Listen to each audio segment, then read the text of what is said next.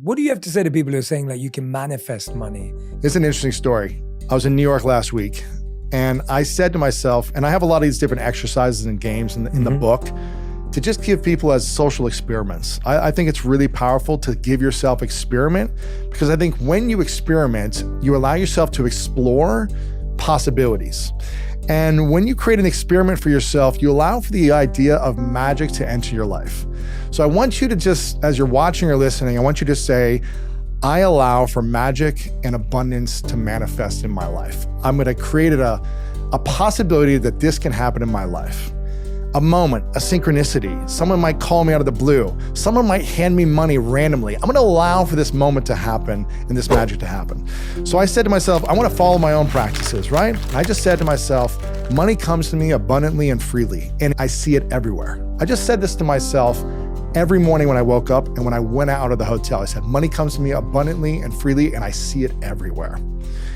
And I'm a magnet for money. I'm a magnet for money. I just kept saying this energy, I'm a magnet for money. I was just playful, this social experiment. And when I was at Mel's, a penny dropped on the floor. Someone was carrying a box and a penny fell. And I said, oh, look, money comes to me. I see it everywhere. There's a penny. And there's a point to this story. And I pick it up and I say, Mel, do you want this? And she goes, no, it's yours. And I go, thank you, I receive. Because when I relax, I receive. And I'm a magnet for money. Even if it was a penny, I could notice it. And I was like, all right, it came to me. See, here's a win. Here's a little win.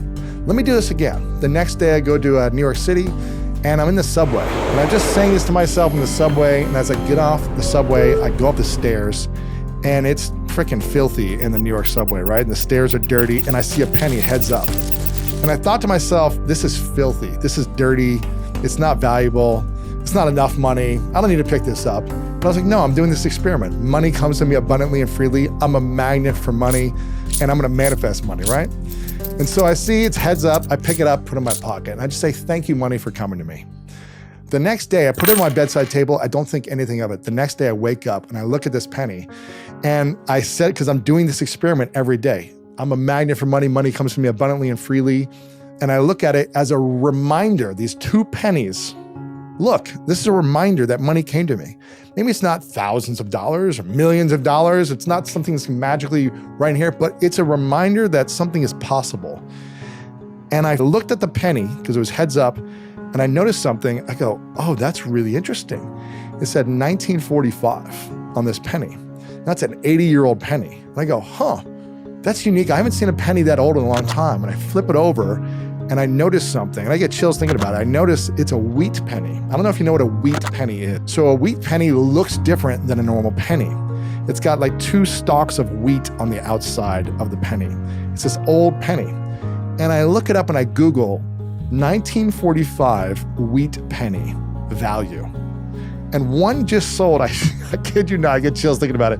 One just sold, guess for how much? $4,000. One sold for $4,000. Now, it's all based on the condition and all these different things. Like, who knows? Maybe it's worth $20. Maybe it's worth $5,000. Maybe it's worth $100. But the idea is that there was more value inside of that penny than what met the eye originally. And the experiment of, let me be open to possibilities for money to come to me. And what I thought was 2 pennies might be $2,000.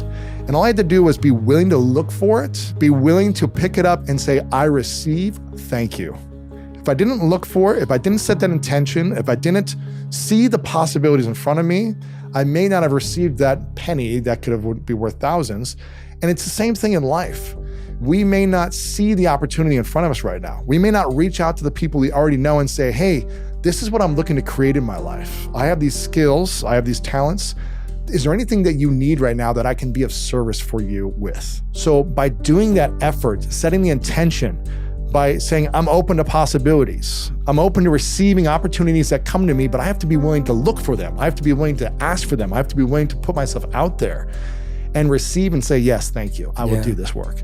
And that's what I think people need to be thinking about. Can you manifest millions? Yes, if you're willing to set a clear intention, if you're willing to reach out and say, here's what I'm willing to offer and add value in, I want to help you achieve these goals.